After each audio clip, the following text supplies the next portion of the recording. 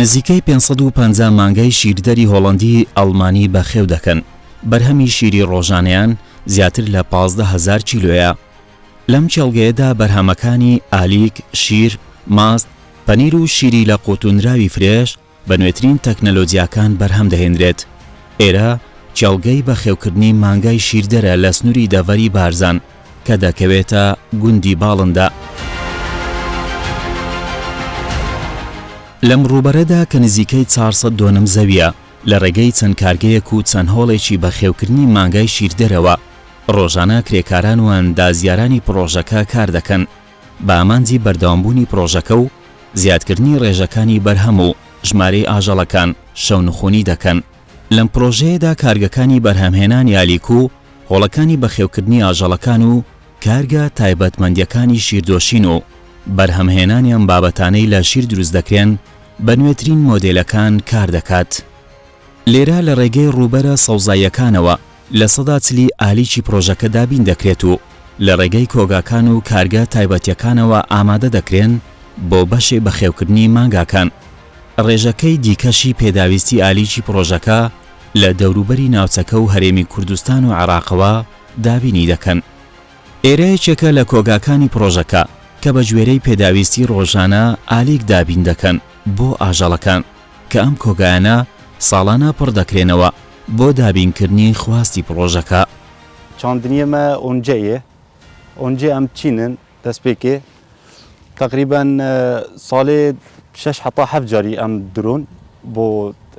خەزنکردنی ما جیهازی وایەت هەیە جیهازی درونی مەسەلەن کەبزکردنی خڕڤەکردنی ئەم دەکەنە پاڵێت گورزەنە ئەف گورزی هەم هەڵدەگرن ئەم خەزنکرد مەخزەنی خۆدە ئەوە یەک یا دوێ گەنمەشامی منێ هەی دەستپێکێ زەبی خۆم دێکەنە گەنم دێ گەنمێ خۆ بدرون پشتی هەنگی دێکەنە گەنمەشامیش ئەم جیهات دەڕەسامە هەی دەڕەسا خۆ ددرون ئەم دێ خەزنکرد مەخزەنە دە بۆ نونێ ئەف مەخزەنەها دێ خەزنکرد تقریبان بۆ ماوەی 40 حتا 6 ڕۆژی و بۆ کەبزکردنیژی بەردەوام دوێ زێدی 3 ڕۆژە نەبیت یعنی 3 ڕۆژە دوێ پشتی 3 ڕۆژە ئەم نایلۆنە پێداتن یعنی قەباتکن سەروێنە دا حەتاب لێ نەدات و پشتی هەنگی مەمەڕەشەیەت هەی مەڕەشە خەنزیرێمە سەر ڕووبارێنە سەر ڕووبارێ دێ ئاف دەن مەڕەشە تقریبان هەر خەنزیراک دەورێ 35 حتا 40 مەڕەشی ئاف دەدات دەستپێکی دێ خڕڤەکن دکن قالب ئەو جیهازی قالبە ئاوا گورزاشێت کە ئەف گورزی هات ببینە یەلوێرێ دێ خڕڤەکن خڕا دێ خەزنکن دێ بەنەت مەخزەنێڤە دێ بەنەت مەخزەنێڤە دێ خەزنکن پشتی هەنگی دێ مەسەلەن دەست هاوێنە زملی ئەف زملێ مەی ناوچێلا مە تانکی خاصێت هەی بۆ ناوزەبیێ بۆی تانکی ئەمووی زبلی دراشینە ناوزەبیێ خۆ نمونەیە بۆ زیراعەتێ یعنی چه پێویستی کیمیا و تشتی ئەو هەناکە. جگە لە ئالیکی سەوز لە پرۆژەکەدا کارگەیەکی تایبەت بە بەرهەمهێنانی چەند زۆرێکی عەلەفی فرێش هەیە. ڕۆژانەم ڕێژەیە بەرهەم دەهێنن کە خواستی هۆڵەکانی بەخێوکردنی لەسەردایە. لێرە لە ڕێگەی چەند کرێکارێک و ئەندازیارێکەوە جۆرە جیاوازەکانی عەلەف بەرهەم دەهێنرێت بۆ بەشە جیاوازەکانی پرۆژەکە کە بەشەکانی بەخێوکردنی چێڵی شیردەر، چێڵی دایکانەی ئاوز، چێڵی ئامادەکراو بۆ ئاوزبوون، بەخێوکردنی بێچوە گۆڵکەکان و گۆڵکی نێرەی گۆشت کە بە پێی ستانداردەکان هەر یەک لەم جۆرانە پێویستی بە خۆراکی تایبەتیە لە قۆناغە جیاوازەکانی ژیانیان. ئەو کارگە بۆ ئینتاج ئەلەف بۆ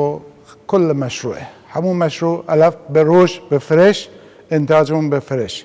عمرو ببيان إنتاج دكين بياني بدو بياني ألف معدل ألف فريش بو چلكانه بخومون چند مدل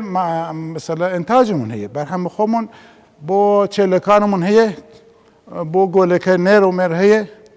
أو تقريبا 3-4 مدل مثلا إنتاجمون هي بو مصرف داخل المشروع. لێرە کە بەشی بەرهەمهێنانی ئالیک و عەلەفە بۆ هۆڵەکانی بەخێوکردن لە ڕێگەی ئامێری تایبەتیەوە ڕێژەی دیاریکراوی خۆراکی ڕۆژانە دەبردرێت بۆ ناو هۆڵەکانی بەخێوکردن کە لە ماوەی 24 کاتژمێردا 3 ژەمی خۆراکیان پێدەدرێت. ئاژەڵەکان ڕۆژانە نزیکەی 30 تۆن خۆراکیان پێویستە. ئێرە هۆڵەکانی بەخێوکردنی ئاژەڵەکانن لێرە بە نوێترین مۆدێل هۆڵەکان دروستکراون و نوێترین تەکنیکەکانی تێدا بەکارهێنراوە هەم لە پاکردنەوەی شوێنی ئاژەڵەکان بە شێوازێکی خۆکردەیی و هەمیش لە ڕووی سیستەمی بەخێوکردنەوە. الأبقار طبعا أبقار سلالة الهولشتاين دي سلالة هولندي ئەو مانگایانەی لەم پرۆژەیەدا هەن لە ڕەگەزی هۆڵشتاینن کە هۆڵندی و ئەڵمانین. لە زۆربەی ناوچەکانی جیهاندا ئەم جۆرە مانگایانە بوونی خۆیان سەلماندووە. ئێمەش ئەم پرۆژەیەمان لەسەر سیستمی هۆڵندی دامەزراند. لە بواری هۆڵەکان و دۆشین و سیستمی کۆنتڕۆڵی تەواوی پرۆژەکە هەموو مانگاکانی پرۆژەکە داتای تایبەت بە خۆیان هەیە. هەموو مانگایانەی لەم پرۆژەیەدا هەن لە ڕەگەزی هۆڵشتاینن کە هۆڵندی و ئەڵمانین. ئەم جۆرە مانگایانە لە زۆربەی ناوچەکانی جیهاندا بوونی خۆیان سەلماندووە. ئێمەش ئەم پرۆژەیەمان لەسەر هەمان سیستمی هۆڵندی دامەزراندووە لە بواری هۆڵەکان و دۆشین و سیستمی کۆنتڕۆڵ. هەموو مانگاکانی پرۆژەکە داتای تایبەت بە خۆیان هەیە لە کۆمپیوتەر و لەوێدا تۆمار کراون. لە کاتی دروستبوونی هەر کێشەیەک بۆ هەر مانگایەک لە کۆنتڕۆڵی نووسینگە دەردەکەوێت. دەزانرێت کە مانگایەکی هۆڵی یەک یان دوو یان سێ یان هەر هۆڵێکی دیکە کێشەیەکی هەیە و پێویستی بە دەرزی لێدان هەیە. پشت بە تەواوکردنی کارەکان دەبەستین. پرۆگرامێکی پێشکەوتوو بۆ ڤاکسینکردن هەیە کە بە شێوەی خوول و لە کاتی خۆیدا ئەنجام دەدرێت. سیستمی ڤاکسینکردن لەلایەن پزیشکی پرۆژەکەەوە دانراوە کە ئەزمونێکی باشی لەو وارەدا هەیە. هەموو هەوڵێکمان بۆ ئەوەیە مانگاکان بە تەندروستیەکی باش بهێڵینەوە. ئەگەر هەر کێشەیەکیش لە مانگاکان ڕووبدات یان هەر یەکێکیان نەخۆش بکەون جا دەکرێنەوە و دەبرێنە نەخۆشخانە و کاری پێویستیان بۆ ئەنجام دەدرێت و ئەو شیرەی لێی دۆشراوە لە ناو دەبرێت تاوەکو بە تەواوی مانگاکە چاک دەبێتەوە. ئەمەش لە پێناو پارێزگاریکردن لە تەندروستیمان و تەندروستی هەموو ئەوانەی شیری ئەم پرۆژەیە بەکاردێنن. ئەم پرۆژەیە 500 مانگای شیردەر لە خۆ دەگرێت. لە قۆناغەکانی داهاتوودا ژمارەیان دەگەیەنینە 1500 مانگا. بەسەر شیردەر و وشک دابش دەکرێن بۆ چاوەڕێکردنی زاوزێ بۆ ئەوەی بتوانین 1200 سەرمانگا بەردەوام بدۆشین و 300 مانگای دیکەش چاوەڕێی زاوزێ بن تاوەکو بتوانین بەردەوام بەرهەمهێنان هەبێت و ڕۆژانە 40 تن شیر بەرهەم بێنین. لەبارەی پێدانی خۆراک و علەفیشەوە بە سیستمی TMR بە گوێرە ئەم سیستما هەموو جۆرەکانی علەف تێکەڵ دەکرێن و بەم شێوەیە دەیبینن بە مانگاکان دەدرێت. بە گرام بۆ هەر یەکێکیان دادەندرێت بۆ ئەوەی هەر یەکێکیان بەشی خواردنی خۆی پێ بگات تاوەکو دڵنیابین لەوەی لە ڕووی جەستەیی و بەرهەمێنانی شەوە کێشەی نییە. سوپاس بۆ خوا ئێستا بەرهەمهێنان باشە و کارەکان بەباشی بەڕێوە دەچن. سەبارەت بە جۆری علەفەکەش ئێمە خۆمان لێرە ئامادەی دەکەین لە کارگەی علەف بە تەرازوو تێکەڵ دەکرێت و دواتر بە یەکسانی لە بەردەم مانگاکان ڕۆ دەکرێت. پێکاتەکانی علەف لە سەرجەم ناوچەکانی عێراق و کوردستان دێنین چونکە وێنجە و گەنمەشامی و جیای برنج و هەموو جیایەکی سەوز کە بۆ دروستکردنی علەف پێویستە بەکاردێنین. پرۆژەکەش تەنیا بۆ هەرێمی کوردستان نییە بەڵکو بۆ تەواوی عێراقە واتە هەموو کوردستان و عێراق سوودی لێ دەبینن.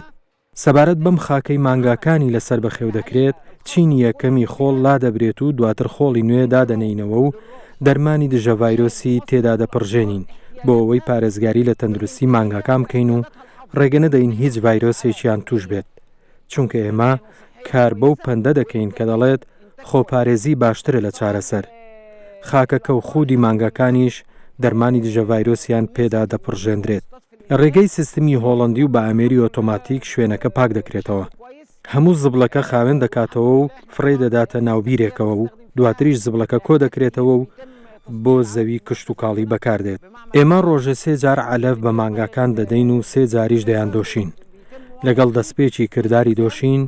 دەست بە دابشکردنی علەف دەکرێت. لە کاژمێر 8 بەیانی 4 ئێوارە و کاژمێر 12 شەو پرۆسەی دۆشین ئەنجام دەدەین.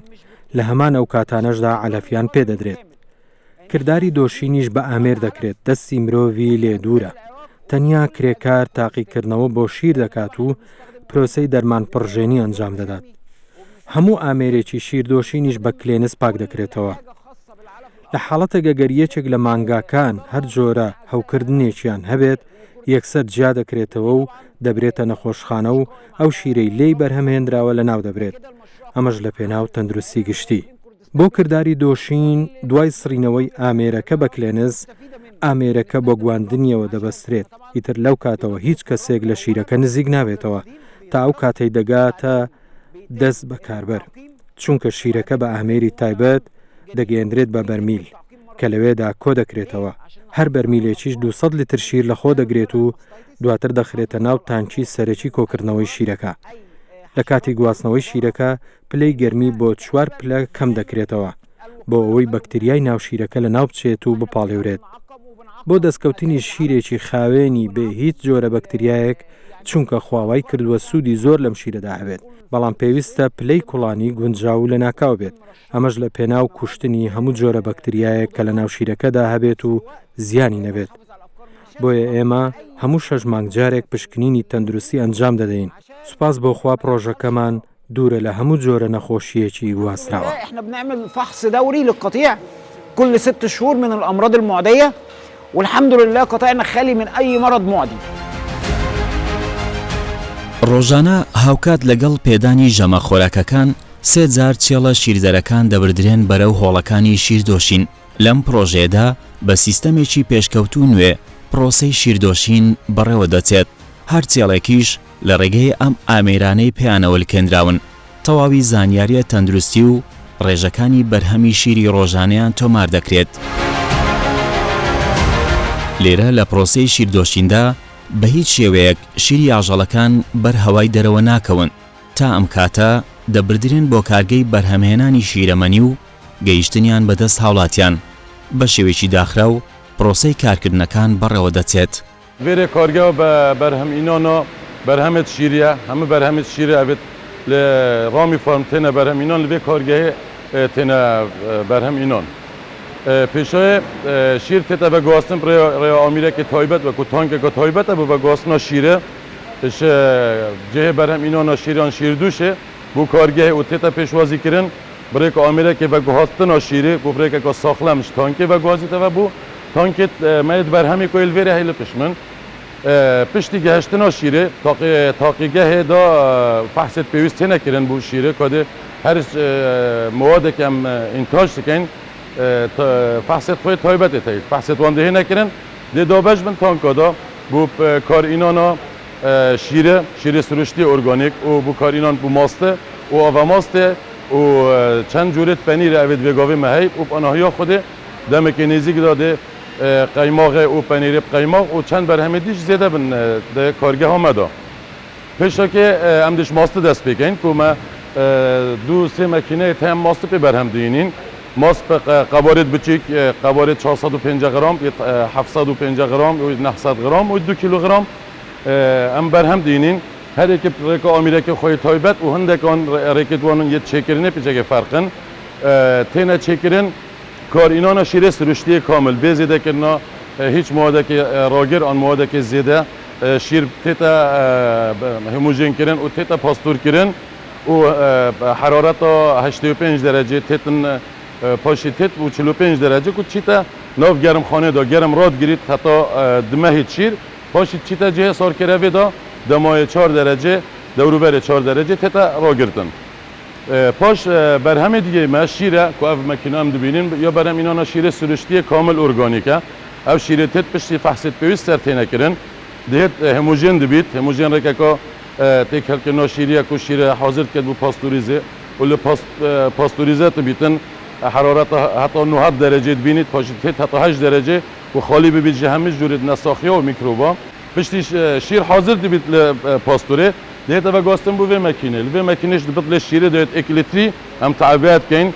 کوب بری بهتن بهنتوی غازتوی همین ده نجی گرتن و آمیره که تایبت کل سر جهاز پاستوره هی دهتن لیره اتیکتوی تایبت تیت لیدان پاشی دهت ششتن آمیره که تایبت او آواپیتیت شورتن ما جهاز آروی هی جهازه که تقنیه که پیشکفت یا پاکش کردن آبی کنه هلی چه جورید میکروب و چه مواد گران ناف آوی داب مینن بیا آوی تیتا پاکش کردن بطل تیت تجدید بید پاشی تیتن لیره پاکیت بید پیت حتی شوی که درست بگهیتا بازاره پشتی بر هم اینانه بد گهیتا سابخانه بو ماوی 24 ساعت الدف مد مینید حتی حرارت آوی بگهیتا او حرارت پیوست کو بشین بگهینی بازار کردستانه استا نزدیکی 20 نفر لیره ایجاد کن که هر بزیاد بونی هر مکینه که مکینه زیاد بید هلی کار بو 4-5 نفری دید درخصت لو کارگه که است ایما ایش پیدا کن است حتی 15 تن دتوانین لروج انتاج بکن ان شاء الله لدو تو کلی زور نزگی ده بر هم دتوانین زیادش بکن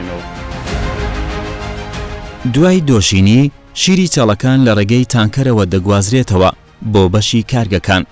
لەوێدا چەند جۆرە بەرهەمێکیان لێ بەرهەم دەهێنرێت ئێرە بەشی کارگەی پرۆژەکەیە ڕۆژانە 15,000 کیلۆ شیری بەرهەم هاتووی پرۆژەکە دەکرێن بە بەرهەمەکانی ماست بە قەبارە جیاوازەکان و شیری فرێش و پەنیر وەک باسیشی لێوە دەکەن لە پلانی پرۆژەکەدایە لە داهاتوودا چەندین جۆری دیکەی بەرهەمە شیرەمەنیەکان بەرهەم بهێنن لێرە کرێکاران و ئەندازیاران ڕۆژانە سەرقاڵی کارکردنن لە پرۆژەکەدا بە میکانیزمێکی زانستی و ورد پرۆسەی بەرهەمهێنانەکان بەڕێوە دەچێت ئەم پرۆژەیە لە ماوەی 3 ساڵی ڕابردوودا بنیادنراوە وەک شوێنکارێکیش بۆتە هۆی ڕەخسانی زیاتر لە 100 هەلیکاری ڕاستەوخۆ لە ناو پرۆژەکە و جگە لەم ڕێژەیەش چەندین هەلیکاری دیکەی ناڕاستەوخۆی ڕەخساندووە زورا كيف خوشم كو أبريكا داري وكاري بميرا پیدا بي راستي جي دست خوشي الحكومة كان جور هاري كاريا وان جورا بروجات كان بو جنجيما كي حتى أبريكا جنجيما زوري بشغل ليرا زورا كيف خوشم اما كي هبال ايرا شغل كان بوكو الحمد لله البطالي زور چتري از وقت گنجك كي دل خوشم كو في كومبانيه شغل دكم و ام چند گنجك الدور بر في كومبانيه بونا خدان کار بخيريا في كومبانيه هر واسا ام سپاسیا حکومت هرم کردستان دیکن که هاریکاری وان جورا پروژهان دکت و هم داخواست دکن هشتاد هاریکار بنده پتر خلق مفادار بیت وان کمپانین حسا پرۆژەکانی بواری پیشەسازی کشتتوکاڵی لەم کابینێدا ڕێژەکانیان لە بەرزبوونەوەدایە بە چەشنێک وەک وەبەرهێنەران ئاماژەی بۆ دەکەن پاڵپشتیەکانی حکوومەتی هەرێمی کوردستان لە کەرتی کشتتوکاڵ و پیشەسازی بواری کشتتوکاڵی هۆکارێکی باش بووە کە بتوانن ئاستی پرۆژەکانیان بەرز بکەنەوە. پرۆژەی بەخێوکردنی تێڵی هۆڵشتاین پرۆژەکە لەسەر ڕوبەری 400 دۆنم زەوی بنیادنراوە. لە پرۆژەکەدا 970 ئاژەڵی شیردەر و ئاژەڵی گۆشت هەن. ژمارەی ئاژەڵە شیردەرەکانی پرۆژەکە 550 چێڵن. ڕۆژانە لە پرۆژەکەدا 15,000 لیتر شیر بەرهەم دەهێنرێت. بەرهەمی ساڵانەی شیر لە پرۆژەکە 5,490,000 لیتر شیرە. ڕوبەری سەوزایی پرۆژەکە 360 دۆنم زەویە کە پێداویستی گەرمەشامی وێنجەی تێدا دەچێنرێت. لە پرۆژەکەدا لە سەداچلی خواستی ئالیک دابین دەکرێت. ڕۆژانە 30 تۆن عەلەف و ئالیک دەدرێن بە ئاژەڵەکان. پرۆژەکە جگە لە ڕوبەری سەوزایی 9 هۆڵی بەخێوکردنی ئاژەڵی شیردەر و گۆشت و بێچوەکانی تێدایە لەسەر ڕوبەری 16,000 مەتر چوارگۆشەدا. لە ناو پرۆژەکەدا کارگەیەکی تایبەت بە بەرهەمەکانی شیر هەیە لەسەر ڕوبەری 2500 مەتر چوارگۆشە. لە کارگەکەدا 12 جۆر بەرهەمی شیر و شیرەمەنی بەرهەم دەهێنرێت. لە پرۆژەکەدا زیاتر لە 100 هەلیکاری ڕاستەوخۆ ڕەخسێنراوە. لە پلانی پرۆژەکەدا هەیە لە ساڵی داهاتوودا ژمارەی ئاژەڵەکان بگەن بە 1500 سەر ئاژەڵ بە توانای بەرهەمهێنانی 40,000 لیتری شیری ڕۆژانە. ساڵە 2006 me dest sovet ev projeyê berekê kiçikevî lêre cê 200 çêlo bû. Hîdî me înane têda çêlo me projê xwe mazin kir. û rastî ji bo bi min gelek piştgiriya me kir û piştevanê me bî bû projeyê hîdî heta mazin bî û geştiye vê qonaxê ve 2 sale me projê xwe mazin kirê. Ev qaîdnû me çêkirê cê 500 çêlaye me çêlê xwe li Hollanda înay çêlê Holsteinen û bi sîstemekê ser demyane em şûl pê dikeyn hem sîstemê software tê wê ku heme zanyariya det em ev çêle ya birsiye ka herekêt wê dikê min herekêt wê zêde dibin yan ya nexweşe سیستمکە نوترین تکنولوژیایە کو ئەم شوڵ پێ دکەین و هەم شیردوشش شیردوشاوی ئەو جیهازت ئەم شوڵ پێ دکەین نوترین جیهاز نەوێت کول هەمە دنیاە شوڵ پێ دکەن نەف شوڵە دەستی هەمە ئۆتۆماتیکە و ئەف شیری لێرەم بەرهەمتینین gelekî baş e çewriyavîya baş e û lêre em vedgozîn beyne me'mela xwe şûl pê dikeyn hemî xwarinê em dideynê van çêla xwarineka organîk e bê mewadê kîmyayî filan heta ziraetê xwe em mewadê kîmyayî eber lê nadeyn he ew peynê me hey li وانچه لا استفاده هم لید که نو بو زراعت خو و وقتی چیت معمل افشیره به هیچ مواد که بهت اضافه کردن هنگو وقتی افشیره هم بر همتینین یا ماز بیتن دو بیتن به کوالیتی که زورا باش و سردمیانه و اثبت واسم بجمته که یکم پروژه لهم عراقی که پشیری خمالی اف انتاجه های او نکل برده سیل بازار دا انتاجه که ارگانیکه و یه به مواد کیمیایی و افتشتنه لیره ما بخوی گوت یا خلقه و خلقه که حاضره که بیتن هم یونجه بیت سیلاج بیتن بچینیتن و بدات اما باز دیار امکانیت خلقه محدود و کمن بیناوستن اگر وزارت چاندنی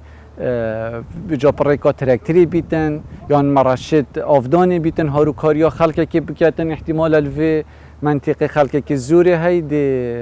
یونجه چینیتن و سیلاج دی چینیتن مشروع که هر مستثمره که اف پروژه کو کره پروژه که نه بچوکه پروژه که مازنه